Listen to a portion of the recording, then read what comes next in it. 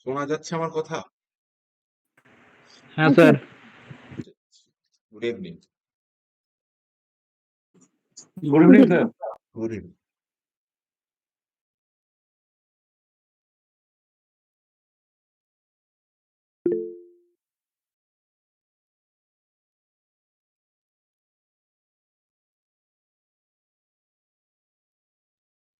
তোমাদের কাছে এই এনভায়রনমেন্ট সায়েন্সের কোনো ক্লাস ডিভিশন আছে কি? মানে যেটার পর যে ক্লাসটা হবে এমন কোনো ক্লাস ডিভিশন? নেই স্যার, নেই। আচ্ছা, তাহলে তোমাদের আমি আগের দিন যে ক্লাসটা লাস্ট হয়েছিল, যেখানে আমরা এটা আলোচনা করছিলাম যে সিলেবাস অ্যাকচুয়ালি আমাদের কি কি বলতে চেয়েছে, এটাই আমাদের আগের দিনের আলোচনায় ছিল যে আমরা স্যার, क्या ফার্স্ট ক্লাস না? ওই আগের ডেমো ক্লাসটাই বলছিলাম না, ও আচ্ছা।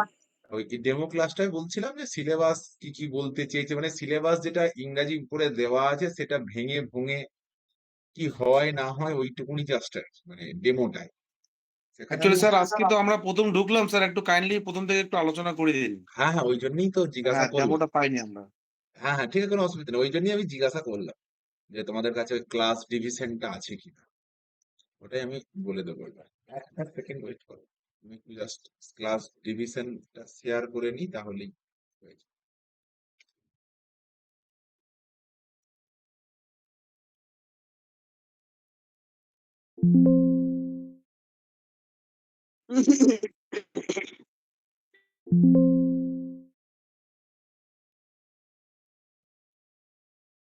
একটা মিনিট ওয়েট করো।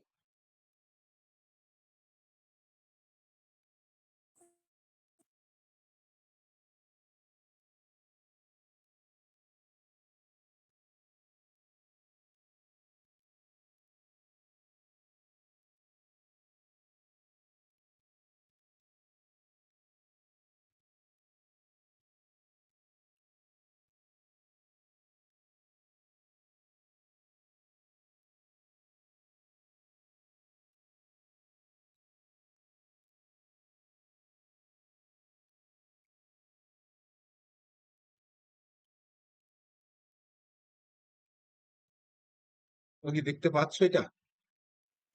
এটা ক্লাস হ্যাঁ ডিভিশনের, স্যার। দেখতে পাচ্ছ ক্লাস রুটিন লেখা রয়েছে। হ্যাঁ স্যার দেখা যাচ্ছে। বেশ, এই ক্লাস রুটিনে আমাদের বর্তমানে টেটের এনভায়রনমেন্টের যে সিলেবাস খানি রয়েছে, সেই সিলেবাস খানি আমরা এখানে বেশ কিছু ক্লাসে ভাগ করে নিচ্ছি বা নিয়েছি। তার মধ্যে দেখো প্রথম ক্লাসটাই তোমাদের সিলেবাসে রয়েছে ফিজিক্যাল অ্যান্ড সোশ্যাল এনভায়রনমেন্ট, যেটা আমি আজকে পড়াবো। এরপরে আমাদের 2 এবং 3 নম্বর ক্লাসটিতে দেখো লেখা রয়েছে সেম টপিক, অ্যাকচুয়ালি ইকোলজি এবং ইকোসিস্টেম, অর্থাৎ বাস্তুতন্ত্র বাস্তুবিদ্যা যেটাকে আমরা বলে থাকি। এটা তো অনেক বড় একটা বিষয় অ্যাকচুয়ালি। এইটার ওপরই একটা টাইম স্টুডেন্টরা যখন টেটের জন্য পড়াশোনা করতো তখন শুধু এই টপিকটা নিয়েই পড়াশোনা করতো, ইকোলজি অ্যান্ড ইকোসিস্টেম। তো এটা দুটো ক্লাসে ভাগ করা আছে। এরপরে দেখো 4 এবং 5 নম্বর যে ক্লাসটা লেখা রয়েছে, সেই ক্লাসটা লেখা আছে প্ল্যান্ট অ্যান্ড অ্যানিম্যাল। এই প্ল্যান্ট অ্যান্ড অ্যানিম্যাল বলতে আমরা এই জায়গাটায় পড়তে হবে আমাদের প্ল্যান্ট অ্যান্ড অ্যানিম্যাল ক্লাসিফিকেশন। আর তার মানে এই একটা ক্লাসে আমরা প্ল্যান্ট অ্যান্ড অ্যানিম্যাল ক্লাসিফিকেশনটা করব, আর একটা ক্লাসে আমরা এই জীব বৈচিত্র্য বা বায়োডাইভার্সিটিটা করব বা জীব বৈচিত্র্যটা। Next, atmosphere land and water, এটা জানি আমরা, বায়ুমণ্ডল বাড়িমণ্ডল জলমণ্ডলের ব্যাপারটা। এরপর আছে পলিউশন, 7 নম্বর ক্লাস। 8 নম্বর ক্লাসে আছে খাদ্য, মানে আমাদের যেগুলো বেসিক নিড, অন্ন বস্ত্র বাসস্থান। 9 নম্বর ক্লাসে আছে ন্যাচারাল রিসোর্স, অর্থাৎ প্রাকৃতিক বিভিন্ন জিনিসপত্র।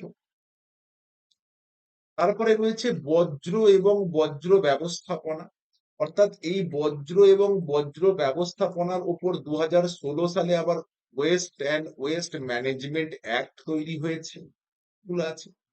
11 এই যে টপিকটা আছে দেখবে আমরা যেটা ডেমো ক্লাস করেছিলাম সেখানে এই টপিকটা একটু আলোচনা করেছিলাম অল্প করে, যে কিভাবে বিশ্ব আবহাওয়া পরিবর্তন হয়ে যাচ্ছে এবং 4টে ঘটনা, যে 4টে ঘটনা আমাদেরকে চোখে আঙুল দিয়ে দেখিয়ে দিচ্ছে যে না গ্লোবাল ক্লাইমেট সত্যি চেঞ্জ হয়ে যাচ্ছে।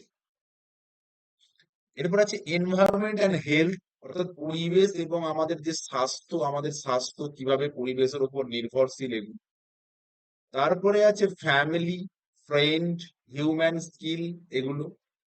তারপরে 14, 15, 16, 17, 18, 19 এবং 20,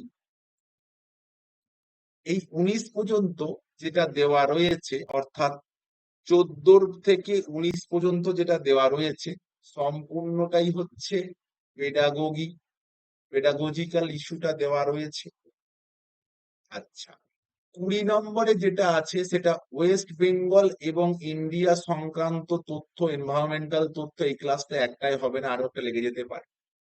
21 এনভায়রনমেন্টাল হিস্টোরিক্যাল ইভেন্টস। যে হিস্টোরিক্যাল ইভেন্টস মানে পরিবেশের বিভিন্ন দিবস। আচ্ছা, তারপরে তোমার পরিবেশের বিভিন্ন ঘটনাবলী, বিভিন্ন প্রাকৃতিক দুর্ঘটনা, এগুলো নিয়ে এখানে আলোচনা করা হবে।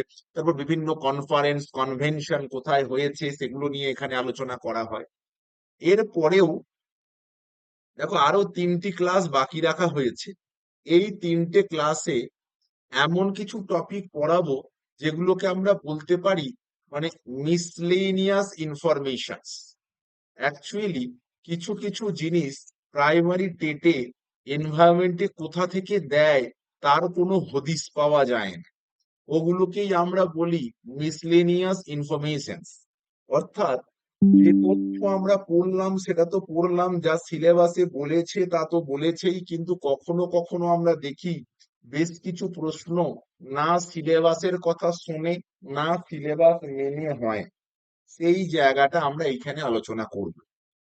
এবার দেখো, প্রত্যেকটা 4টি ক্লাসের পর পর এই 5 নম্বর ক্লাসের কাছে সে একটা ক্লাস টেস্টের কথা বলা রয়েছে। অর্থাৎ এই 4টে ক্লাসে যা পড়া হলো তার উপর একটা 30 নম্বরের ক্লাস টেস্ট। আবার এই পরে দেখো 4টে টপিক বা 5টা টপিক পড়ানো হলো, তার উপর একটা ক্লাস টেস্ট। তারপর আবার 4টে 5টা পড়ানো হলো, তার উপর একটা ক্লাস টেস্ট। আবার পেডাগজিটা পড়ানো হয়ে গেল, তার উপর ক্লাস টেস্ট। এটা চলবে। এবং তার সঙ্গে সঙ্গে আমি যেদিনই যে টপিকটা পড়াবো সে টপিকটার বিস্তৃতি ছোট বড় যাই হোক না কেন, সেখান থেকেও আমরা বেশ কিছু কোয়েশ্চেন্স প্র্যাকটিস করব। ঠিক এই ফরম্যাটেই আমাদের এই সিলেবাসটা বিভাজন করা রয়েছে। টেটের যে এনভায়রনমেন্টাল সায়েন্সের যে সিলেবাস রয়েছে সেই সিলেবাসের ক্লাস ডিভিশন এই। তাহলে আমরা আমাদের আজকের এই যে ফার্স্ট ক্লাস রয়েছে অর্থাৎ 19-10, সেখানে আমরা এই যে প্রথম টপিকটা আছে ফিজিক্যাল এবং সোশ্যাল এনভায়রনমেন্ট, এটা নিয়ে আলোচনা করব। এ পর্যন্ত যদি তোমাদের কিছু সমস্যা থাকে বা বুঝতে না পারো বা ক্লাস ডিভিশনটা নিয়ে কোনো প্রশ্ন থেকে থাকে তাহলে আমাকে বলো। স্যার, হ্যাঁ বলো। হ্যাঁ, 8 নাম্বার পয়েন্টে যেগুলো বললেন যে ক্লথ, 8 নাম্বারটা দেখুন। হ্যাঁ, ওই ফুড, তারপরে ক্লথ, ট্রাভেলস, এগুলো 2023-এ যখন সিলেবাস চেঞ্জ করে ওগুলো বাদ দিয়ে দিয়েছিল না? আর ফ্রেন্ড, ফ্যামিলি। এবার দেখো এইখানে 2000 যে ফ্রেন্ড ফ্যামিলি এবং হিউম্যান স্কিল, এই টপিকটা ঠিকই বাদ দিয়েছিল। এই টপিকটা বাদ দিয়েছিল বটে, কিন্তু আমি তবুও এই টপিকটা এখানে রেখেছি। তার কারণ দেখবে এমন কিছু কোয়েশ্চেন্স হচ্ছে, যেমন তুমি যদি ওই টপিকটাকে বাদ দিয়েও 2023-এর কোয়েশ্চেনটা দেখো তাহলে দেখবে 2023-এর কোশ্চেনে, আমি এক্সাক্ট কোশ্চেন নামটা ঠিক এই মুহূর্তে মনে পড়ছে না, যে কোশ্চেনটা যখন মানে স্টুডেন্টদের এক্সপ্লানেশন করছি কোন চ্যাপ্টার থেকে এসেছে সেটার সোর্স খুঁজতে গিয়ে ওই ফ্যামিলি বা স্কিল এর মধ্যে চলে আসছিল। এই জন্য আমি দেখলাম পুরনো যে কটা ছিল সেটা থাক, তার সঙ্গে নতুন যে কটা ওরা অ্যাড করেছে। যেমন দেখবে নতুন যে সিলেবাসটা রয়েছে, নতুন সিলেবাসে অ্যাড হয়েছে ইমিগ্রেশন, মাইগ্রেশন। হ্যাঁ, immigration, migration, planned growth technique. এই যে নিউ যে টপিক কটা অ্যাড করেছে, ওই 3টে topic new topic, immigration, migration. বায়োরিমিডিয়েশনটা অ্যাড হ্যাঁ বলো। করেছিল না? বলো।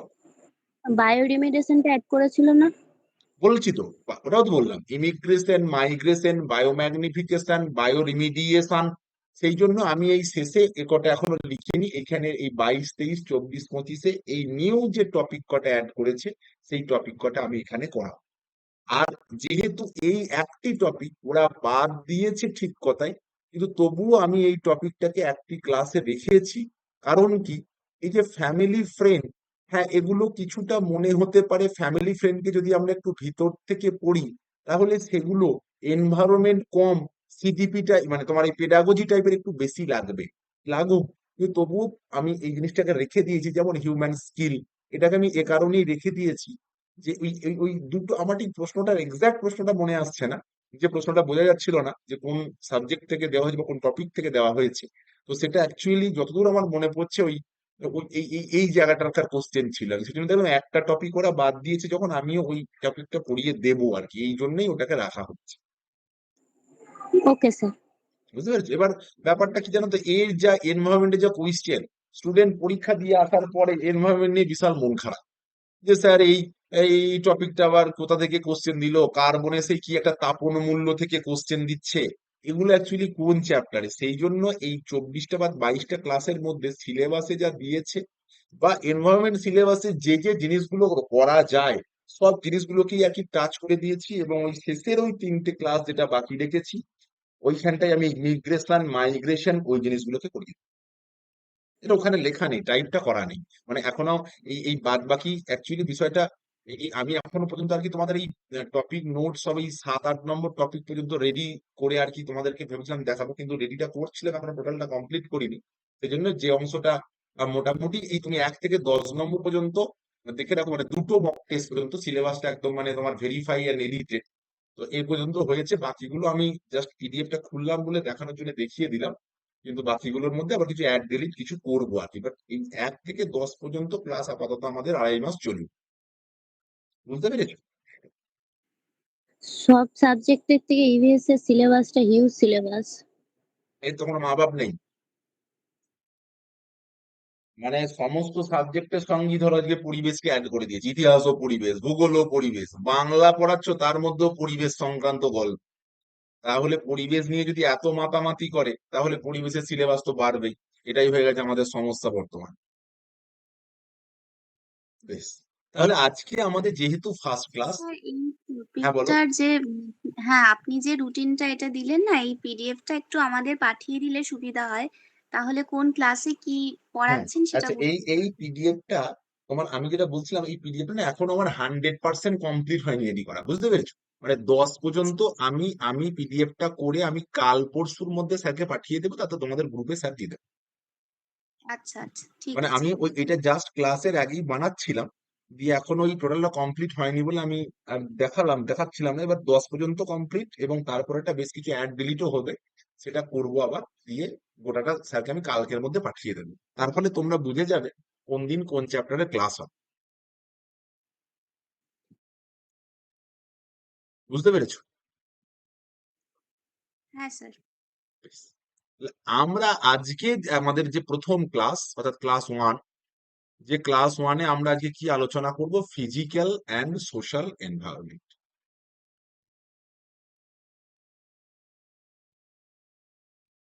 দেখবে আমাদের ছোটবেলাতেই জিজ্ঞাসা করা হতো পরিবেশ কাকে বলে,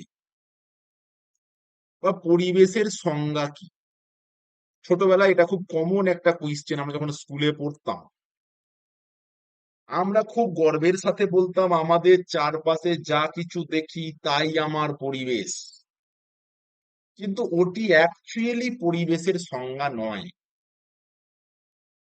তাহলে প্রশ্ন হচ্ছে অ্যাকচুয়ালি পরিবেশের সংজ্ঞা তাহলে, actually পরিবেশের সংজ্ঞা হচ্ছে আমাদের চারপাশে যা কিছু দেখি, যা ডিরেক্টলি বা ইনডিরেক্টলি আমাদের সঙ্গে সম্পর্কিত, সেটি আমাদের পরিবেশ।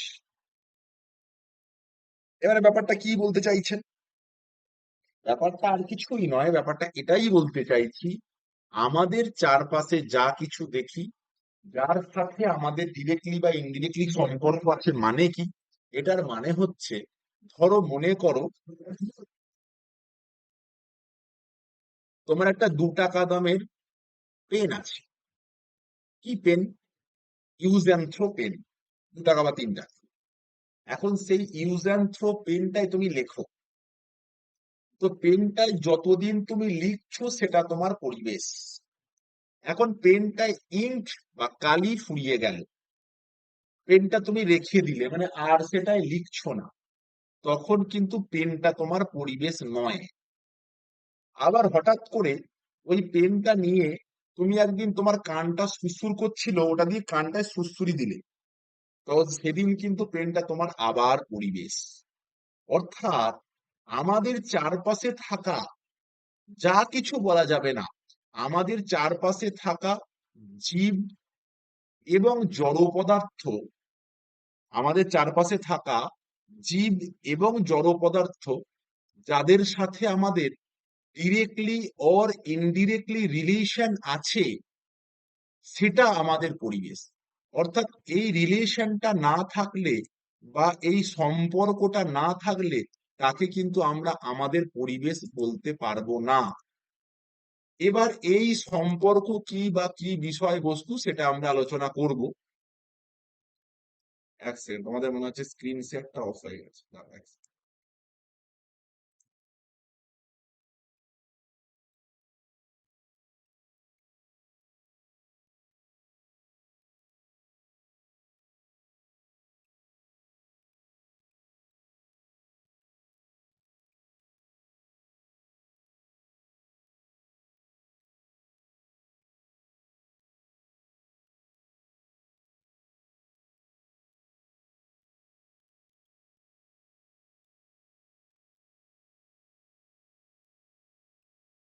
চলো তো 1 মিনিট ওয়েট করো, 1টা মিনিট।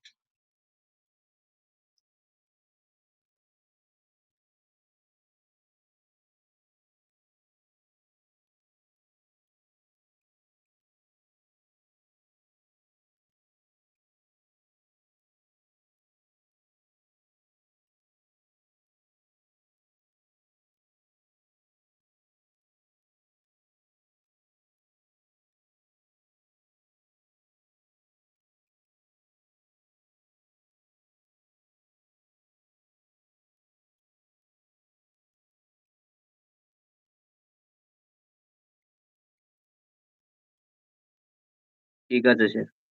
দেখতে পাচ্ছ না? হ্যাঁ স্যার। 1 মিনিট লেখা হচ্ছে। বেশ, হ্যাঁ যেটা বলছিলাম, তাহলে এইবার ওই ওই পেনটা যতদিন আমরা ইউজ করব ততদিন ওটা আমাদের পরিবেশ। যখন আমি ওকে ফেলে দিলাম বা ইউজ করছি না, তখন কিন্তু ও আমার পরিবেশ নয়। ঠিক তেমন ভাবেই আবার হঠাৎ করে যদি আমি একদিন পেনটা নিয়ে আমার কানটা খুঁচাই, তাহলে সেদিন সেটা আমার আবার পরিবেশ।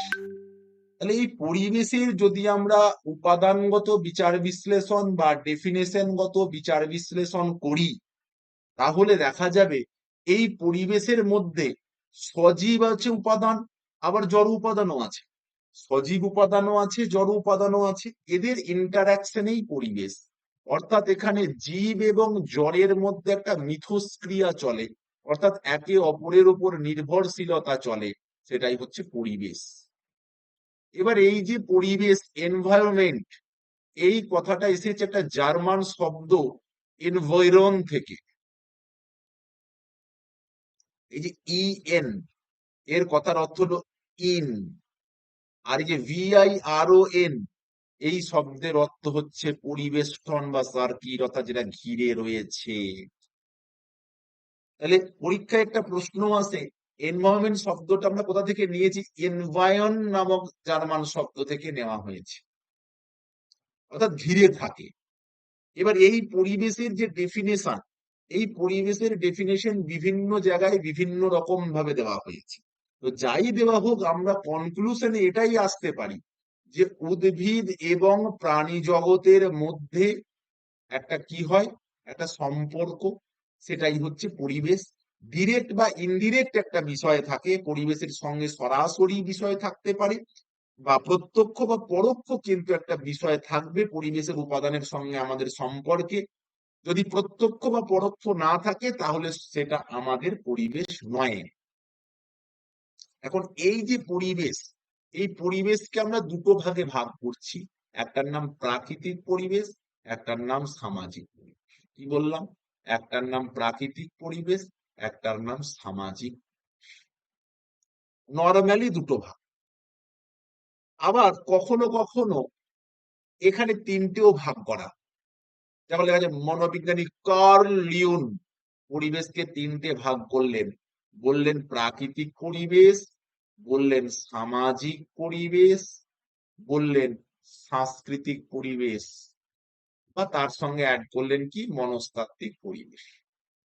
তাহলে পরিবেশের যে সংজ্ঞা আমরা পাচ্ছি, তাহলে পরিবেশের সংজ্ঞায় আমরা একটা কথা বলতে পারি, পরিবেশ, এ পৃথিবীতে পরিবেশের যে উপাদান রয়েছে, অর্থাৎ সেটা জীবজ উপাদান হতে পারে, এটা জড় উপাদান হতে পারে। এদের দুজনার মধ্যে যে সম্পর্ক, সেটা প্রত্যক্ষ হতে পারে, পরোক্ষ হতে পারে, সেটা নিয়েই আমাদের পরিবেশটা তৈরি হয়। এবং পরিবেশ এই ইন্টার রিলেশন বা এই একে অপরের সাথে সম্পর্ক নিয়েই তৈরি। এবার এই যে প্রাকৃতিক পরিবেশ বলছি বা ভৌত পরিবেশ যেটাকে আমরা বলছি, এই প্রাকৃতিক পরিবেশ বা ভৌত পরিবেশটা তোমার আমার তৈরি করা নয়, বরঞ্চ এই পৃথিবীটার সৃষ্টি হয়েছে এই ভৌত পরিবেশের ওপর ভিত্তি করেই। পৃথিবীর সৃষ্টির আমরা জন্মানোর আগে থেকেই কিন্তু প্রাকৃতিক পরিবেশ সৃষ্টি হয়েছে। দেখো পৃথিবীকে আমরা কি বলি, একটা আগ্নেয় পিণ্ড ছিল। তাহলে সে তার তাপ ছাড়তে ছাড়তে ছাড়তে ছাড়তে আজকের এই অবস্থায় এসেছে বলেই তো আমরা এটা আমাদের বসবাসের উপযুক্ত হয়েছে। তাই এই যে প্রাকৃতিক পরিবেশ, এই প্রাকৃতিক পরিবেশকে আমরা বর্তমানে আমাদের বিভিন্ন কার্যকলাপের ফলে ধ্বংস করছি, বরঞ্চ এটা সৃষ্টিতে আমাদের কোনো ভূমিকা ছিল না।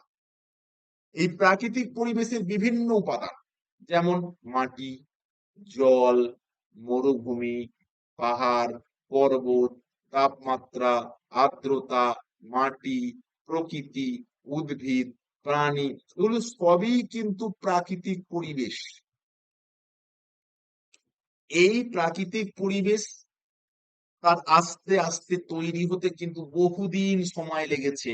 হঠাৎ করে কোনো ভৌগোলিক একটা ঘটনার মাধ্যমে কিন্তু এই পরিবর্তিত পৃথিবীটা আমরা পাইনি। অর্থাৎ এই পরিবর্তনটা ঘটে কোটি কোটি বছর সময় লেগে গেছে। এবং এই পৃথিবীর পরিবেশ যেটা আমরা আজকে পাচ্ছি, এই বহু পরিবর্তন হতে হতে আজকের এই অবস্থায় দাঁড়িয়েছে। এবং যে পরিবেশটা আমরা আজকে উপভোগ করছি, আমরা আজকে পাচ্ছি, তা কিন্তু বহু প্রাকৃতিক পরিবেশের পরিবর্তনও কিন্তু সেখানে ঘটেছে। এবং প্রাকৃতিক পরিবেশের বিভিন্ন যেমন উদ্ভিদ ও প্রাণী জগতের মধ্যে প্রভাবিত হয়েছে, মানুষের কার্যকলাপের মধ্যে তার প্রভাব পড়েছে। বরং মানুষ তার কার্যকলাপের মধ্যে এমন কিছু নেগেটিভ প্রভাব ফেলেছে, যার জন্য এই প্রাকৃতিক পরিবেশ বা ভৌত পরিবেশ আজকে বিপন্নর মুখে। কারণ আমরা আজকে যে সমস্ত জিনিসপত্র ব্যবহার করছি, প্রাকৃতিক জিনিসপত্র ব্যবহার করছি, এগুলো কি কোনোটাই তৈরি করার আমাদের ক্ষমতা আছে? নেই তো। কারণ এই পৃথিবীতে সেগুলো ভান্ডারে সঞ্চিত আছে, আমরা সেগুলোকে বিভিন্ন ভাবে ইউজ করছি, আমরা সেগুলোকে আমাদের ব্যবহার উপযুক্ত করে নিয়েছি। যেমন আমরা চাষ করি, খুব ভালো কথা, আমরা চাষ করি, কিন্তু ওই যে ধান উৎপন্ন হচ্ছে, এই ধান উৎপাদনটা তখনই সুন্দরভাবে হলে তখনই আমাদের পক্ষে সম্ভব হবে কি, যে এই যে ধানটা উৎপন্ন হচ্ছে সেখান থেকে বিভিন্ন রকমের যে চাল উৎপাদন হচ্ছে। তাহলে ওই যে প্রকৃতিগত উৎপাদন, আমরা সেই উৎপাদনে অংশগ্রহণ করছি, কারণ আমরাও তো প্রকৃতিরই একটা উপাদান। কিন্তু প্রকৃতি তার প্রয়োজনীয় শর্তগুলোকে ব্যবহার করে কিন্তু দেখো ওই ধানটা আরো ভালোভাবে হচ্ছে। যেমন যে মাটিতে ভালো ধান হয়, যদি ধরো আহ, এই ধরো বর্ধমান, হুগলি, এই সমস্ত জায়গায় ধান হচ্ছে, যেমন তুমি যদি মনে করো এখন পুরুলিয়ায় এরকম সেরকম ধান উৎপাদন করবে, তাহলে কিন্তু হবে না। তার কারণ এই যে কৃষিজ জিনিস, এগুলো কিন্তু এই বিভিন্ন প্রাকৃতিক উপাদানের উপর নির্ভরশীল। সব জায়গার সমান প্রাকৃতিক উপাদান কিন্তু নেই, সেজন্য সব জায়গায় একই রকম জিনিসপত্র হবে না। তাই এই যে কৃষি, খনিজ শক্তি, বনজ সম্পদ, এগুলো সবকিছুই হচ্ছে ভিত্তি হচ্ছে প্রকৃতি এবং প্রাকৃতিক পরিবেশের ওপর।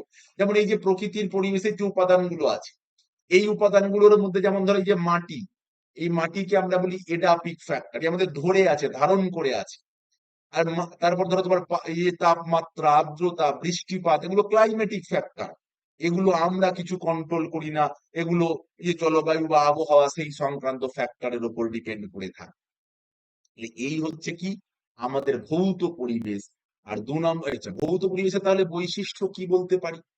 দেখো ভৌত পরিবেশ পরিবর্তনশীল। পরিবর্তনশীল বলেই তো পৃথিবীতে যখন সৃষ্টি হয়েছিল, সে যে অগ্নি পিণ্ড ছিল, সেই পিণ্ড তাপ ছাড়তে ছাড়তে ছাড়তে ছাড়তে এসে আজকের এই অবস্থায় পৌঁছেছে বলেই না আমরা পৃথিবীতে সুন্দর সুস্থভাবে থাকতে পারছি, তাহলে এই থাকতে পারার পিছনে আসল কারণটা, আসল রহস্যটা তো এটাই, প্রকৃতির যে পরিবেশ যেটা আমরা আজকে পাচ্ছি সেটা কিন্তু রূপান্তরিত একটা পরিবেশ। এটা প্রথম দিন থেকে এরকম ছিল না, বা এটা একদিনে এরকম হয়ে যায়নি। বিভিন্ন প্রাকৃতিক ঘটনা, তার যে পরিবর্তনের ফলে এই প্রাকৃতিক পরিবেশ পরিবর্তন হয়েছে।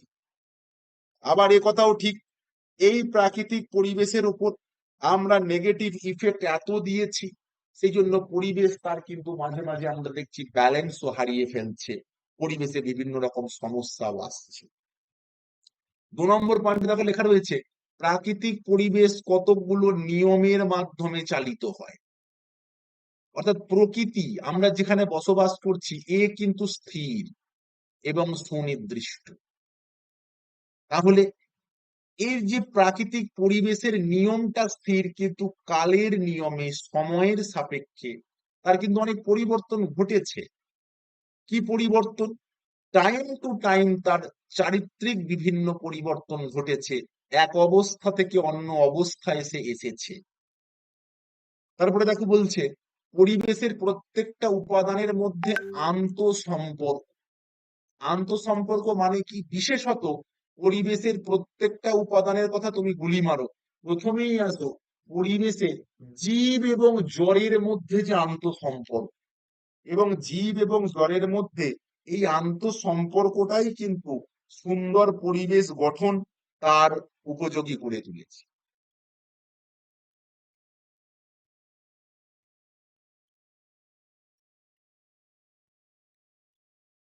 ওকে, নেক্সট বলেছি দেখো, প্রাকৃতিক পরিবেশের প্রবণতা হলো ভারসাম্য রক্ষা করা।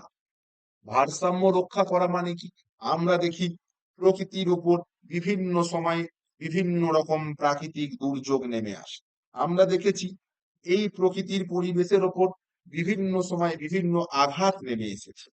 এই প্রাকৃতিক পরিবেশের ওপর বিভিন্ন সময় বিভিন্ন সামুদ্রিক ঝঞ্ঝা হতে পারে, কখনো আমরা দেখেছি সুনামির মতো ঘটনা ঘটেছে, ঘূর্ণবাত হয়েছে। তাহলে এই পরিবর্তনগুলো হয়েছে, কখনো দেখেছি আমরা ভূমিকম্প হয়েছে, পৃথিবীর বিভিন্ন জায়গার ভূমিরূপের বিভিন্ন রকম পরিবর্তন হয়েছে। কিন্তু সদা সতত ডেভেলপ পরিবেশ এই সমস্ত অবস্থাগুলো থেকে আবার তার পূর্বের অবস্থায় অথবা একটা পরিবর্তিত অবস্থায় নিজেকে তৈরি করে নিয়েছে। এটাই হচ্ছে কি প্রাকৃতিক পরিবেশের প্রবণতা। এবং প্রাকৃতিক পরিবেশের সুনির্দিষ্ট কোনো ক্ষেত্রফল নেই, অর্থাৎ যে এই প্রাকৃতিক পরিবেশ জায়গা বিষয়, বৃহৎ কি ছোট বড়, এরকম বিষয়টা কিন্তু প্রাকৃতিক পরিবেশের মধ্যে কিছু উল্লেখ নেই। তাহলে প্রাকৃতিক পরিবেশের অত্যন্ত গুরুত্বপূর্ণ বৈশিষ্ট্য হচ্ছে প্রাকৃতিক পরিবেশ একটা নিয়মে চলে। প্রাকৃতিক পরিবেশ কখনো স্থির নয়, সদা সতত পরিবর্তনশীল।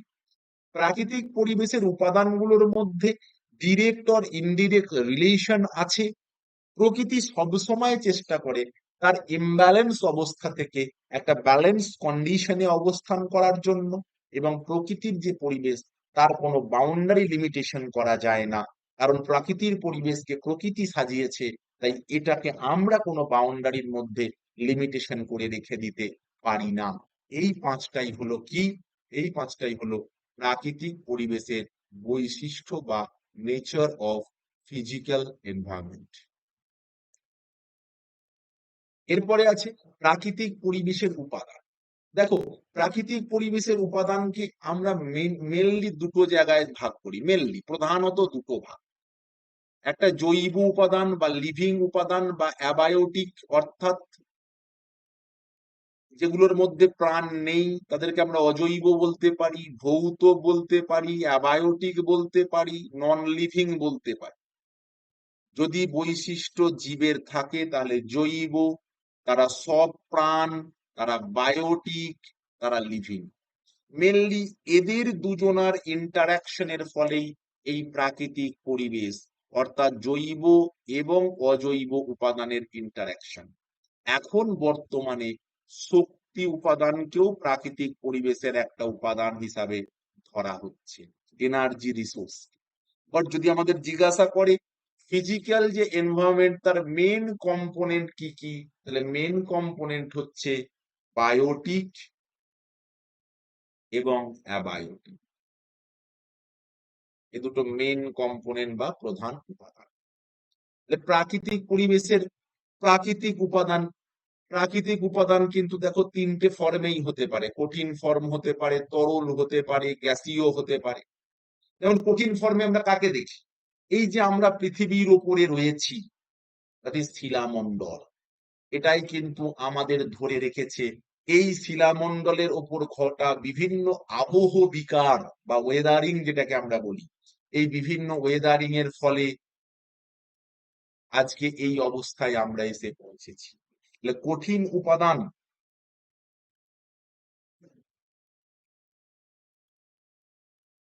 এই কঠিন যে উপাদানগুলো রয়েছে, এই কঠিন উপাদানগুলো এরা আমাদের এই যে শিলামণ্ডল, এই যে উপরের যে অংশটা রয়েছে সেটা কঠিন উপাদান, শিলামণ্ডল, লিথোস্ফিয়ার। অর্থাৎ আমরা মাটি যাকে বলতে পারি, আমরা বলি না শিলা তার আবহ বিকারের ফলে সেটা আস্তে আস্তে মাটিতে পরিণত হয়েছে, বা পাহাড় পাথরের আবহ বিকারের ফলে আস্তে আস্তে মাটি হয়েছে। এরপর কি তরল উপাদান, তরল উপাদান, কঠিন উপাদানের পরে রয়েছে তরল উপাদান। তরল উপাদানের মধ্যে রয়েছে পৃথিবীর যে তরল বা যেটাকে আমরা বায়ুমণ্ডল বলে থাকি বা হাইড্রোস্ফিয়ার বলে থাকি। এবং রয়েছে দেখো গ্যাসীয় উপাদান, গ্যাসীয় উপাদান মানে যাকে আমরা বায়ুমণ্ডল বলে থাকি, যাকে আমরা অ্যাটমসফিয়ার বলে থাকি। তাহলে কঠিন, তরল, গ্যাসীয়।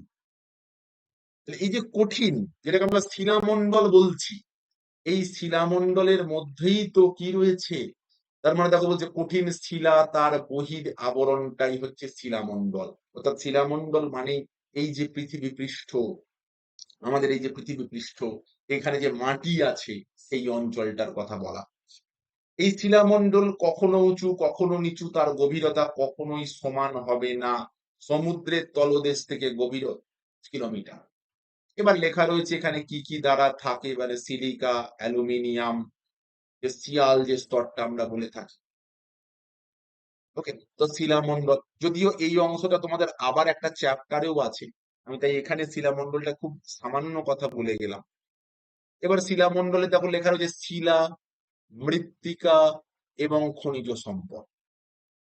তাহলে শিলা তার ওয়েদারিং এর ফলে মাটি, আবার মাটির নিচেই কি বিভিন্ন রকম খনিজ পদার্থ সঞ্চিত রয়েছে, বা বিভিন্ন ধরনের খনিজ পদার্থ গুলো সঞ্চিত থাকে, যে খনিজ পদার্থগুলো আমরা বিভিন্ন আমরা শক্তি সম্পদ বা বিভিন্ন কাজেও ব্যবহার করছি, বা বিভিন্ন তাদের ভূমিকা রয়েছে। তাহলে শিলা, মৃত্তিকা এবং খনিজ। ওকে, আচ্ছা, এরপরে তাহলে শিলামণ্ডলের গুরুত্ব কি? শিলামণ্ডলই হলো এই পৃথিবীর জীবমণ্ডল, প্রাণী, উদ্ভিদ তাদের আবাসস্থল। আমাদের যা কিছু সম্পদ, সেটা প্রকৃতির সম্পদ, খনিজ সম্পদ, শক্তি সম্পদ, তাদের আধার বা তাদের উৎসটা হচ্ছে শিলামণ্ডল। এবং ভূত্বকের সর্বোচ্চ অংশ জুড়েই কিন্তু মৃত্তিকা বা শিলামণ্ডল রয়েছে। অর্থাৎ জলমণ্ডল, অ্যাটমসফিয়ার এগুলোর মতো এই যে শিলামণ্ডল, এটাও কিন্তু এই পৃথিবীতে যে প্রাণ সৃষ্টি হয়েছে তার একটা অন্যতম কারণ এখানে এই শিলামণ্ডল বর্তমান। যদি আমরা বায়ুমণ্ডল, বায়ুমণ্ডল, শিলামণ্ডলকে একসঙ্গে দেখি, তাহলে আরো একটা মণ্ডলের কথা উঠে আসে, তার নাম জীবমণ্ডল। এই মহাবিশ্বে কোথায় জীবমণ্ডল সৃষ্টি হবে? এই জীবমণ্ডল সৃষ্টি হতে গেলে আরো তিনটে মণ্ডলের দরকার।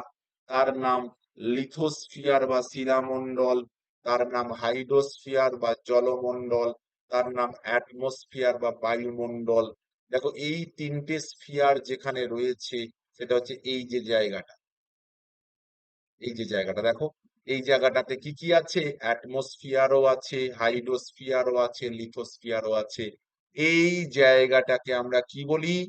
এই জায়গাটায় কি সৃষ্টি হয়? বায়োস্ফিয়ার, বা যেটাকে আমরা বলি জীবমণ্ডল। তাহলে এই তিনটে মণ্ডলই যেখানে উপস্থিত থাকবে, অ্যাটমসফিয়ার, লিথোস্ফিয়ার, হাইড্রোস্ফিয়ার, সেই জায়গাটাতেই সৃষ্টি হবে বায়োস্ফিয়ার বা জীবন।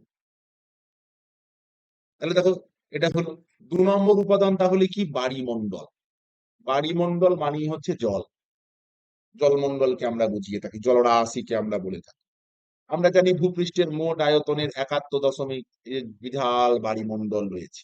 কিন্তু এই বায়ুমণ্ডলের ম্যাক্সিমাম জল ওই যে লবণাক্ত, যেটা আমরা তেমন ভাবে পাই।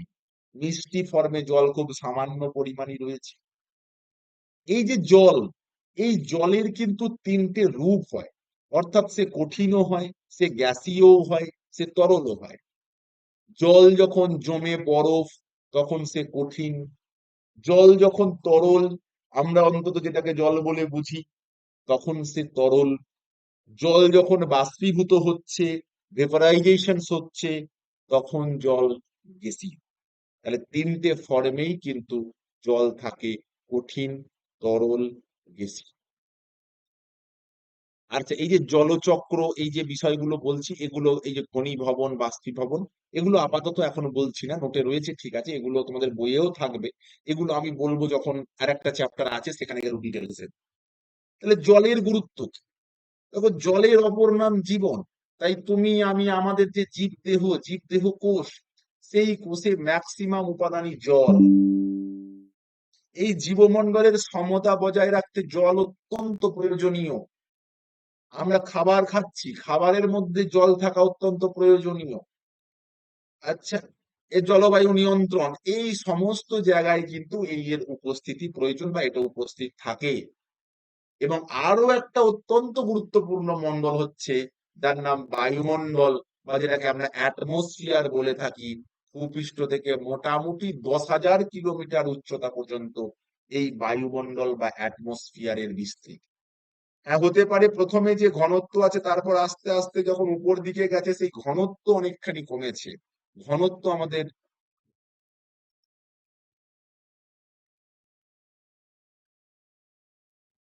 পুরোপুরি কমে গেছে বা জিরো হয়ে গেছে এমনটা কিন্তু নয়। কিন্তু আমরা যত উপর দিকে উঠেছি, তত ঘনত্ব আস্তে আস্তে কমলেও সেখানে বায়ুমণ্ডলের উপস্থিতি, বায়ুর উপস্থিতি কমতে পারে। কিন্তু মোটামুটি আমরা স্বীকার করে নেই, কম বেশি যাই হোক না কেন, 10,000 কিলোমিটার পর্যন্ত এই বায়ুমণ্ডলের বিস্তৃতি রয়েছে। এই বায়ুমণ্ডলের মধ্যে রয়েছে গ্যাসীয় উপাদান, জলীয় বাষ্প, জৈব ও অজৈব উপাদান। কেন গ্যাসীয় উপাদান কি রয়েছে? এই গ্যাসীয় উপাদানের মধ্যে দেখবে বিভিন্ন ধরনের গ্যাস, সেটা হচ্ছে nitrogen, carbon, helium, hydrogen, carbon dioxide, xenon, krypton, radon, জলীয় বাষ্প, বহু কিছু রয়েছে। এগুলো সবই তো গ্যাসীয় উপাদান। যেমন ধরো নাইট্রোজেন, আমরা জানি বায়ুমণ্ডলে প্রায় 78% নাইট্রোজেন আছে। দেখো, এটা গ্যাস, কিন্তু তুমি আমি চাইলেও একটু ফ্রেশ নাইট্রোজেন কিন্তু পরিবেশ থেকে নিতে পারবো না। আমরা কিন্তু খুব ইজিলি পরিবেশ থেকে অক্সিজেনকে নিতে পারি, কিন্তু আমরা কখনোই পরিবেশ থেকে একটু নাইট্রোজেনকে গ্রহণ করতে পারবো না। আমাদের দেহে যে নাইট্রোজেনের ডিমান্ড আছে, বা আমাদের দেহে যে নাইট্রোজেনের প্রয়োজনীয়তা আছে, সেই প্রয়োজনীয়তা আমাদের মেটাতে হয় প্রোটিন জাতীয় খাবার থেকে। কারণ নর্মালি নাইট্রোজেন গ্যাস হলেও, এই নাইট্রোজেন কি হিসাবে অবস্থান করে? এই পৃথিবীতে নিষ্ক্রিয় গ্যাসের মতো অবস্থান করে, তেমন রাসায়নিক বিক্রিয়ায় অংশগ্রহণ করে না। এরপর আছে অক্সিজেন। বায়ুমণ্ডলের সমস্ত গ্যাসের মধ্যে অক্সিজেনের গুরুত্ব সব থেকে বেশি। আমরা এই যে শ্বাস নিচ্ছি, কার্বন ডাই অক্সাইড ত্যাগ করছি, তা অক্সিজেন ছাড়া কিন্তু কখনোই সেটা সম্ভব নয়। এই যে কার্বন ডাই অক্সাইড, আমরা আমাদের যে কার্বন ডাই অক্সাইড ত্যাগ করছি, এই যে নিঃশ্বাস প্রশ্বাস চলছে, কার্বন ডাই অক্সাইড আমরা ত্যাগ করছি। এই কার্বন ডাই অক্সাইড কি সালোক সংশ্লেষ প্রক্রিয়ায় উদ্ভিদ আবার গ্রহণ করছে। এটাও একটা চক্রবৎ আবর্তন কিন্তু চলছে।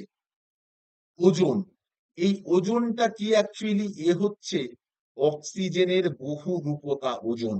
আমরা ওজোন বললেই স্ট্র্যাটোস্ফিয়ার স্তরের মধ্যে থাকা ওজোন গ্যাস, যে সূর্য থেকে আসা ইউভি রে তাকে পৃথিবী পৃষ্ঠে আসতে বাধা দেয়, তার কথা মনে চলে আসে। এবং রয়েছে জলীয় বাষ্প, ধোঁয়া, ধূলিকণা, এরা সকলেই কিন্তু গ্যাসীয় উপাদান। এই যে গ্যাসীয় উপাদান, এই গ্যাসীয় উপাদানগুলো বিভিন্নটা বিভিন্ন পার্সেন্টেজে বর্তমান, বিভিন্নটা বিভিন্ন শতাংশ বর্তমান, বিভিন্নটার বিভিন্ন পার্সেন্টেজ থাকাই কথা। যতটা নাইট্রোজেন আছে ততটা অক্সিজেন নেই, যতটা অক্সিজেন আছে ততটা কার্বন ডাই অক্সাইড নেই। এরপর রয়েছে দেখো বায়ুমণ্ডলের বিভিন্ন স্তরগুলো। এই স্তরকে দুটো ভাগে ভাগ করা যায়, একটা রাসায়নিক গঠন অনুযায়ী, একটা উষ্ণতা অনুযায়ী। তো রাসায়নিক গঠন অনুযায়ী দুভাগে ভাগ, হোমোস্ফিয়ার আর হেটেরোস্ফিয়ার। হোমো মানে সমমণ্ডল, ভূপৃষ্ঠ থেকে 90 কিলোমিটার পর্যন্ত, যেখানে একই ধরনের গ্যাস দেখা যায়।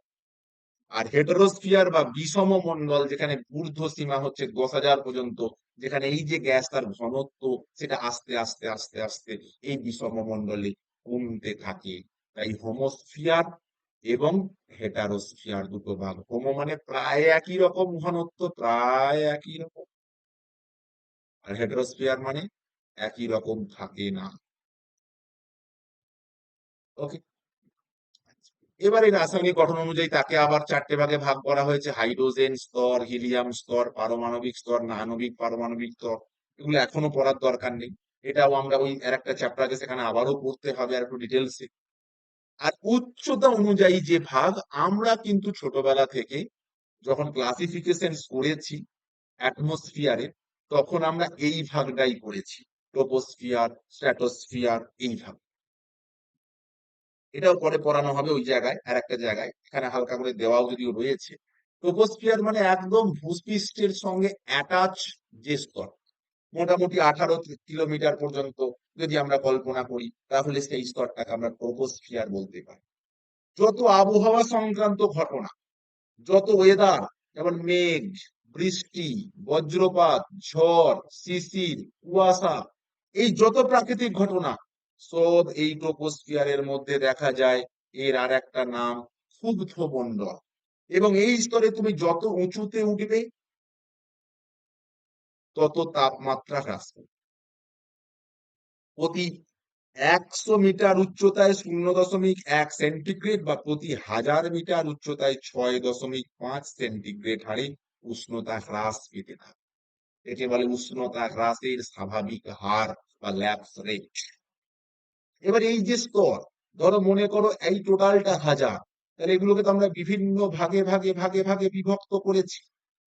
এক একটা এই পর্যন্ত একটা, এই পর্যন্ত একটা, এর বিভিন্ন তো ভাগে ভাগে এগুলোকে আমরা বিভক্ত করেছি, যে বিভিন্ন ভাগে ভাগে বিভক্ত করেছি।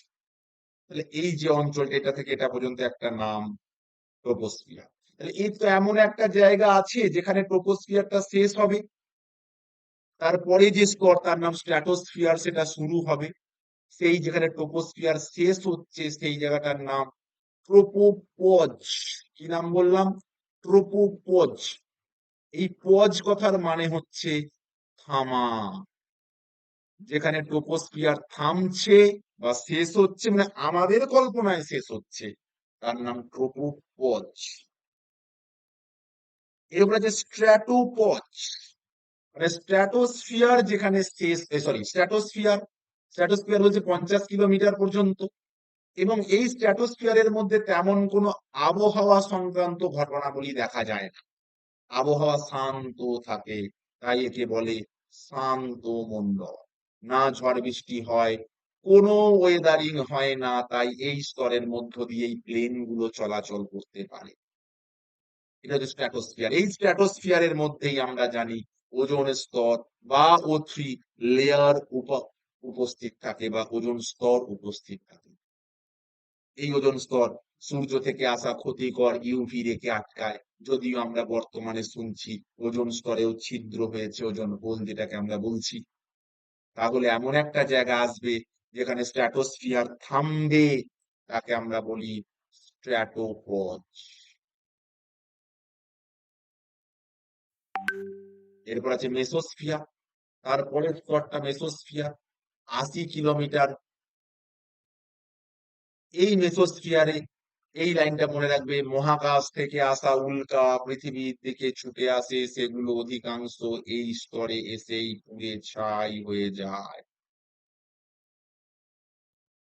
মেসোপজ, মেসোস্ফিয়ার যেখানে শেষ, থার্মোস্ফিয়ার তারপর শুরু।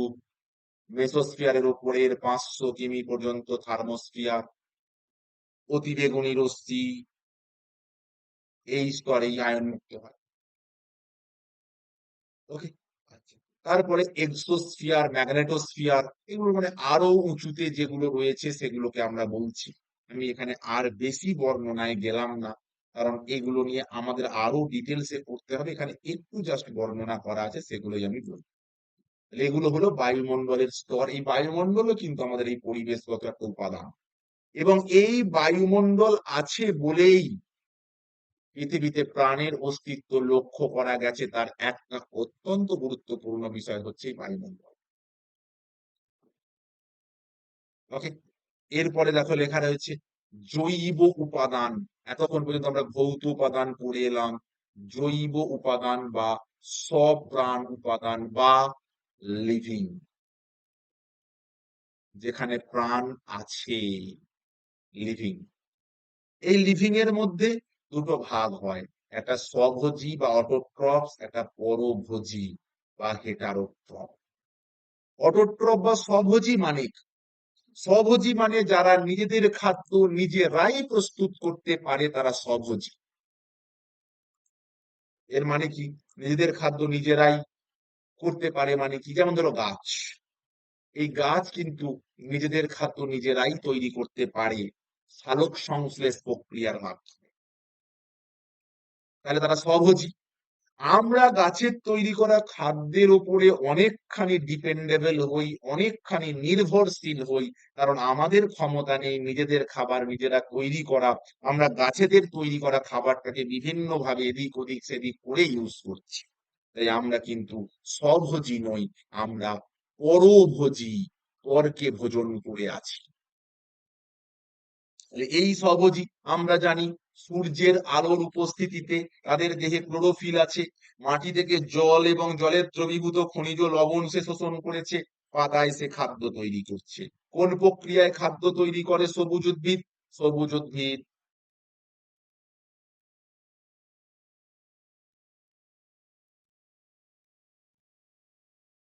সালোক সংশ্লেষ প্রক্রিয়ায় খাবার তৈরি। এরপর হচ্ছে পরভোজী। পরভোজী কি? এরা নিজেদের খাবার নিজেরা তৈরি করতে পারে না, এরা খাদ্যের জন্য প্রত্যক্ষ বা পরোক্ষভাবে কাদের উপর নির্ভরশীল? যারা খাদ্য তৈরি করতে পারে তাদের উপর নির্ভরশীল, মানে স্বভোজীদের উপর নির্ভরশীল। এই পরভোজীকে দেখো আরো একটা ভাগ করা হয়েছে, মৃতজীবী, পরজীবী। ওকে, তাহলে এখানে দুটো সিম্পল কনসেপ্ট আমরা বুঝলাম, কোনো ডিটেলস কনসেপ্টে নয়। একটা স্বভোজী, একটা পরভোজী। স্ব মানে নিজে, যারা নিজেদের খাদ্য নিজেরা প্রস্তুত করতে পারে। পর মানে পরকে খায়, অন্যজনের উপর খাদ্যের জন্য ডিপেন্ডেবল, পরভোজী। স্বভোজী, পরভোজী। নিজের খাদ্য নিজেরা তৈরি করতে পারে, নিজের খাদ্য নিজেরা তৈরি করতে পারে না। এই পর্যন্ত তাহলে আমরা যে আলোচনা করলাম, সেই আলোচনাটা আমাদের কি সংক্রান্ত আলোচনা হলো? এই যে আলোচনাটা আমরা করলাম, এগুলো সবই কি? এগুলোর কারণে কিন্তু প্রাণ নেই এবং প্রাণ আছে, এই দুটো উপাদানের আলোচনা করলাম।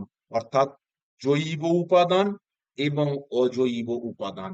এই জৈব উপাদান এবং অজৈব উপাদানের আলোচনা কে বুঝতে পারলে না কোনখানটায় বলো, আমি তাহলে বলে দিচ্ছি।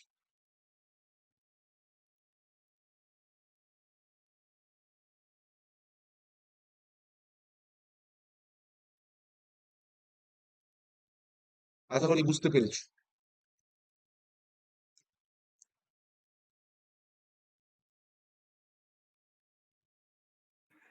এরপর আছে সামাজিক পরিবেশ। দেখো, এই যে সামাজিক পরিবেশ যাকে আমরা বলি, সেই সামাজিক পরিবেশটা পরিবার পরিজন আত্মীয় স্বজন বন্ধু প্রতিবেশী সহপাঠী, কর্মক্ষেত্র, ধর্মক্ষেত্র, ক্লাব, পাঠাগার, একটা কালচার, এই সব কিছু নিয়েই আমাদের সামাজিক পরিবেশ। যদি আমাদের বলা হয় আপনার সামাজিক পরিবেশটা কেমন দেখতে, এটা কিন্তু আমরা বলতে পারবো না, যে তার স্ট্রাকচারটা কেমন, এটা কখনো বলা সম্ভব নয়। এই যে সামাজিক পরিবেশ, এর কিন্তু আমাদের উপর ইফেক্ট আছে। যেমন ধরো আমাদের দেশের রাজনৈতিক কন্ডিশন, আমার দেশের অর্থনৈতিক কন্ডিশন, এগুলোর উপর কি আমি নির্ভরশীল নয়? হ্যাঁ, নির্ভরশীল। কিন্তু এগুলো কেমন দেখতে, তার স্ট্রাকচারটা কেমন, গঠনটা কেমন, দেখতেটা কেমন, এটা কিন্তু আমরা সেভাবে বলতে পারবো না। তাই আমাদের দেশের অর্থনীতি বা রাজনীতি, এগুলো সবই কিন্তু সামাজিক পরিবেশ। আমাদের আচার আচরণ, উৎসব অনুষ্ঠান, রীতিনীতি, শিক্ষা, মূল্যবোধ, এই সব কিছুই কিন্তু সামাজিক পরিবেশের মধ্যে পড়ে। তার কোনো ফিজিক্যাল প্রেজেন্স হয়তো নেই, কিন্তু তার ইফেক্ট আমাদের মধ্যে আছে। আমাদের বাচ্চা হোক, বুড়ো হোক, মাঝ বয়সী হোক, এই ইফেক্ট গুলো কিন্তু বিভিন্ন ভাবে আমাদের উপর বিভিন্ন সময়ে এসে পড়ে। তাই সামাজিক পরিবেশকে কিন্তু আমরা কখনো অস্বীকার করতে পারি না। কারণ এই সামাজিক পরিবেশের অত্যন্ত গুরুত্বপূর্ণ তিনটে উপাদান: বাড়ি, বিদ্যালয় এবং খেলার মাঠ। তিনটে অত্যন্ত গুরুত্বপূর্ণ উপাদান। এবার এই যে সামাজিক পরিবেশ, এই সামাজিক পরিবেশকে আমরা ফার্দার বেশ কয়েকটি ভাগে ভাগ করছি। যেমন কৃত্রিম পরিবেশ। দেখো, কৃত্রিম পরিবেশ, ধরো আমাদের বাড়ির পাশে তোমার একটা মাঠ আছে, জমি আছে। এখন সেই জমিটায় তুমি চাষ করতে পারো, বা জমিটা যদি রাস্তার ধারে পাশে থাকে তাহলে সেখানে তুমি একটা কারখানাও তৈরি করতে পারো পারমিশন পেলে। তাহলে এই যে কৃত্রিম পরিবেশ মানে সেখানে তুমি একটা তোমার মতো করে পরিবেশ তৈরি করলে। তার মানে এই কৃত্রিম পরিবেশটা ম্যাক্সিমামই কিন্তু ম্যানমেড। ম্যানমেড যেমন ধরো আমাদের রবীন্দ্র সরোবর হ্রদ, এটা কিন্তু কোনো প্রাকৃতিক হ্রদ নয়। রবীন্দ্র সরোবর যেটা কৃত্রিম ভাবে তৈরি করা হয়েছে। তুমি চিড়িয়াখানা বেড়াতে গেলে জু কৃত্রিম ভাবে তৈরি করা হয়েছে। তাহলে কৃত্রিম পরিবেশ কিন্তু ম্যানমেড। সাংস্কৃতিক পরিবেশ আমাদের ওপর অত্যন্ত গুরুত্বপূর্ণ।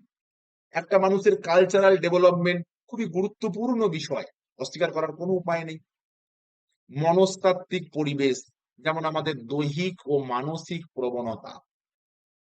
ধরো এই যে মানসিক রোগী, তাদের জন্য আলাদা হসপিটাল আছে, বৃদ্ধাশ্রম, শিশুদের জন্য কিন্ডার গার্ডেন। তাহলে মনস্তাত্ত্বিক পরিবেশে একই ধরনের মন মানসিক সংক্রান্ত ব্যক্তিদের নিয়ে যদি মনস্তাত্ত্বিক পরিবেশটাকে তৈরি করা হয়। প্রযুক্তিগত পরিবেশ, টেকনোলজিক্যাল পরিবেশ, তুমি তুমি ধরো রাজারহাট, নিউ টাউন গেলে দেখলে সবই IT sector, computer, laptop, software এইসব নিয়ে কাজবাজ চলছে। তুমি বর্ধমানের গ্রাম অঞ্চলে গেলে সেখানে কিন্তু আবার কৃষিকাজের উপর চলছে। তাহলে প্রযুক্তিগত পরিবেশ যেখানে কৃষি, বাণিজ্য বা বড় শিল্প, ভারী শিল্প, মোবাইল, আইটি, স্যাটেলাইট, এই সব বিষয়ে টেকনোলজিক্যাল বিষয়ে মানুষ ভিড় জমাচ্ছে, সেগুলো একটা টেকনোলজিক্যাল পরিবেশ। তাহলে এই পরিবেশের, এই মানুষ তৈরি করা পরিবেশও কিন্তু স্থান ভেদে আলাদা হতে পারে। কখনো সেটা প্রযুক্তিগত হতে পারে, কখনো মনস্তাত্ত্বিক হতে পারে, কখনো কৃত্রিম হতে পারে। হ্যাঁ, এক কথায় বলা যায় এগুলো সবই কৃত্রিম। আমরা এগুলোকে তৈরি করেছি, আমাদের মতো করে এগুলোকে বানিয়ে নিয়েছি। এবং এই তৈরি করা পরিবেশ, সামাজিক পরিবেশ, এই কখনো যেটা তৈরি করা, কখনো সেটা প্রকৃতিগত, যাই হোক না কেন, একটা শিশুর সার্বিক বিকাশের জন্য তা অত্যন্ত গুরুত্বপূর্ণ। সেটা তার দৈহিক বিকাশ, তার মানসিক বিকাশ, তার ভাষার বিকাশ। যেমন দেখবে একটা বাচ্চা এমন একটা জায়গায় জন্মেছে, তার আশেপাশের লোকজন প্রচন্ড খিস্তি টিস্তি করে, গালাগাল দেয়, দেখবে ছেলেটাও কিছুদিন পরে দু চারটে গালাগাল শিখে যাবে। নৈতিক পরিবেশ, নৈতিকতা, এই আজকে বর্তমান পৃথিবীর একটা অন্যতম সংকট, এই নৈতিকতার সংকট। প্রাক্ষবিক বিকাশ, প্রাক্ষবিক মানে কি? এই যে ধরো পিতা মাতা, ভাই বোন, অন্যান্য সদস্য, পরিবার পরিজন, প্রত্যেকের মধ্যে তো একটা মিথস্ক্রিয়া, তো একের সঙ্গে অন্যের একটা লিঙ্ক আছে। প্রাক্ষবিক পরিবেশ।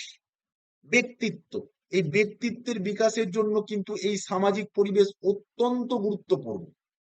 কারণ সুব্যক্তিত্ব বা সুনাগরিক, কারণ আমরা না আমাদের সম্পূর্ণ বংশগত বৈশিষ্ট্য 100% প্রকাশ হয়েছি, না আমরা সম্পূর্ণ প্রকৃতিগত বৈশিষ্ট্যের 100% প্রকাশ হয়েছি। এই দুটোর মিলেমিশে তো আমরা। তাহলে আমাদের যে ব্যক্তিত্বের বিকাশ, সেটা এই সমাজ পরিবেশের যে বিভিন্ন ক্রিয়া প্রতিক্রিয়া, এই ব্যক্তির বিকাশ সাহায্য করে।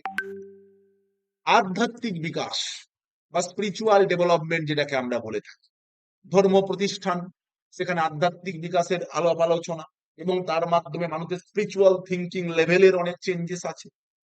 আগ্রহ, এখন যে যে ধরনের পরিবেশ পাবে, সেই বাচ্চার সে ধরনের বিষয়ে আগ্রহ তৈরি হওয়ার প্রথম সম্ভাবনা, আমি বলছি না এটাই লাস্ট সম্ভাবনা, প্রথম সম্ভাবনা। অর্থাৎ যে শিশু যে বিষয়ে তার আশেপাশের মানুষজনকে দেখবে, সেই বিষয়ে তার আগ্রহ বাড়বে। যদি সে আগ্রহ ভালো হয়, সেটা তাকে সুনাগরিকের দিকে নিয়ে যাবে। যদি সেই আগ্রহ নেগেটিভ হয়, তাহলে তাকে সুনাগরিকের দিকে নিয়ে যাবে না। লাস্ট অফ অল আছে সামাজিক শৃঙ্খলা। এটা দেখো একটা একটা সমাজকে সুন্দরভাবে বাঁচিয়ে রাখার জন্য খুব গুরুত্বপূর্ণ।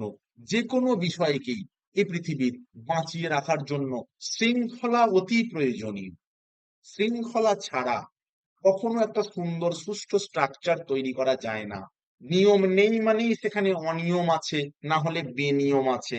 আর এই অনিয়ম আর বেনিয়ম নিয়ে কখনো সুন্দরভাবে জীবনযাপনই বলো বা কোনো কাজই সুন্দরভাবে করা যায় না। তাই শৃঙ্খলা, সুনাগরিকের অভ্যাস গঠন, মানসিক সুবৃদ্ধি, সুন্দর সুস্থ চিন্তা ভাবনা, এগুলো কিন্তু আমরা যে পরিবেশে জন্মেছি তা থেকেই আমরা বেশ কিছুটা নিই, বেশ কিছুটা পাই। হ্যাঁ, পরিবর্তন ঘটতে পারে, চিন্তা ভাবনা মানসিকতা মনের পরিবর্তন ঘটতে পারে, অস্বীকার করার উপায় নেই। তবে তার কিন্তু একটা ইফেক্ট থেকেই যায়। তাই এই সামাজিক পরিবেশ বা প্রাকৃতিক পরিবেশ, তার সবটারই কিন্তু আমাদের উপর ইফেক্ট আছে। আমাদের সামগ্রিক বিকাশের উপর তার একটা ইফেক্ট আছে। এই হলো প্রাকৃতিক পরিবেশ এবং সামাজিক পরিবেশ সংক্রান্ত, ফিজিক্যাল অ্যান্ড সোশ্যাল এনভায়রনমেন্ট সংক্রান্ত আলোচনা। এবার এখানে দেখবে বেশ কিছু শব্দ, বেশ কিছু কোয়েশ্চেন এখানে দেখবে দেওয়া রয়েছে, তোমাদের এমসিকিউ কোশ্চেন দেওয়া রয়েছে। এবার আমাকে একটা জিনিস বলো, এই এমসিকিউ কোশ্চেন যেগুলো দেওয়া রয়েছে, এই এমসিকিউটা কি তোমরা হোমওয়ার্ক হিসাবে বাড়িতে প্র্যাকটিস করবে? হ্যাঁ স্যার, করবো। তার ফলে যদি কোনো পার্টিকুলার কোয়েশ্চেনটা না পারো, তাহলে সেটি আমি আবার তোমাদের পরের ক্লাসে নিশ্চিতভাবেই বলে দেবো। স্যার ওকে, সময় থাকলে একটু আলোচনা করে দিন স্যার, যদি আপনার সময় থাকে একটু আলোচনা করে দিন না, ভালো হবে। আমি এখন তো সব করে আলোচনা করতে সময় আমার নেই, আবার কেন সময় আমি আলোচনা করে দিতেই পারি। তাহলে এই যে তোমাদের পড়ালাম বা বাড়িতে যে একটু পড়বে, সেই বিষয়ে আর বিন্দু বিসর্গ আগ্রহ থাকবে না, এই হচ্ছে বিষয়, আর কিছু নয়। না স্যার, আমরা একদিন দেখি, তার পরের দিনে আলোচনা করবেন বরং, তাও ভালো। তাই করে দেবো, যা বলবে। আমার যদি বলে এক্ষুনি করে দিতে আমি স্যার এক্ষুনি করে দিচ্ছি। আজকের পড়াটা আমরা পড়ে এমসিকিউটা প্র্যাকটিস করি, পরের দিন সেটা আলোচনা করবেন, আর পরের দিন এটা আবার পরের দিন করবেন, তাহলে আমাদের ভালো হবে, একবার চেক হয়ে যাবে। হুম, যেটা তোমরা বলবে আমার কোনো সমস্যা নেই। যদি বলে এক্ষুনি করে দিতে, আমি বলছিলাম কি একটু বাড়িতে হোমওয়ার্ক হিসেবে পড়ো আর কি, জাস্ট এইটুকু।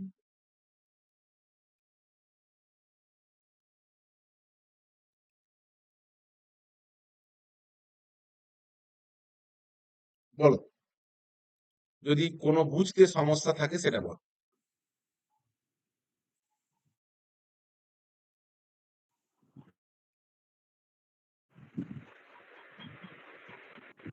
স্যার পরভোজি কত রকমের বললেন? 3 রকমের না?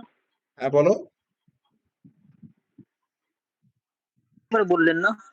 বুঝতে পারলাম না, বলো। স্যার বলছিলাম যে পরভোজি আপনি 3 রকমের বললেন না? কি? শুনতে পাচ্ছেন? হ্যাঁ বলো বলো। বলছিলাম যে আপনি পরভোজি 3 রকমের বললেন না? বড় ভোজি। পরভোজি। অ্যাকচুয়ালি এই জায়গাটা তোমাদের এই নোটটা তোমাদের যে অফিস থেকে যে বইটা যায় আমি ঠিক করে দেবো, এই জায়গাটা একটু ডিস্টার্ব আছে নোট। হ্যাঁ,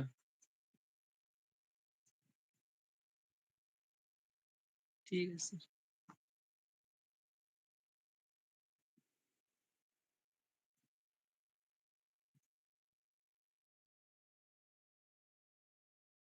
স্যার পিডিএফটা যখন দেবেন তখন ঠিক করে দেবেন একটু। হ্যাঁ, এটা তো তোমাদের অফিসিয়ালি নোটটা এটা। এবার এটা বই হিসাবে যাবে, যেখানে যেখানে ভুল আছে সেইগুলোকে আমি এডিট করে দেবো। স্যার আপনি তো আজকে পিডিএফটা স্যারকে পাঠাবেন, স্যার পিডিএফটা গ্রুপে দিয়ে দেবে, তার আগেই ঠিক করে দেবেন, নয়তো আবার স্যার হ্যাঁ, পিডিএফ গুলো তো ওই তোমাদের এই যে নোটগুলো অ্যাকচুয়ালি ওই আমি আমি আমার এক্সট্রা নোট দিচ্ছি না, কারণ যেগুলো বই হিসাবে তোমাদের কাছে যাবে সেই নোটগুলোকেই দিয়ে পড়ানো হচ্ছে, তারপরে তোমাদের একটু সুবিধা হবে। এবার সেখানে টুকটাক যা ভুল আছে সেগুলো তো এডিট করে দেবোই, যেমন এখানে একটা ভুল আছে, এটা দেবে ফরাসি শব্দ থেকে নেওয়া হয়েছে, এটা জার্মান লেখা আছে। ঠিক আছে, এগুলো আমি এডিট করে দেবো।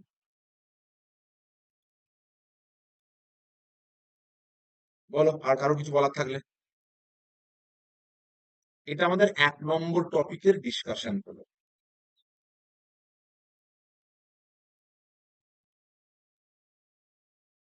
বেশ, তাহলে সবাই দীপাবলি ভালো করে কাটাও। আজকে একটু কমই ডিসকাশনের বিষয়বস্তু ছিল যদিও। পুজোর পরে আবার নতুন করে শুরু করো, যাদের তার মধ্যে আপার প্রাইমারি আছে তারাও আরো ভালো করে সেরাও দেবে।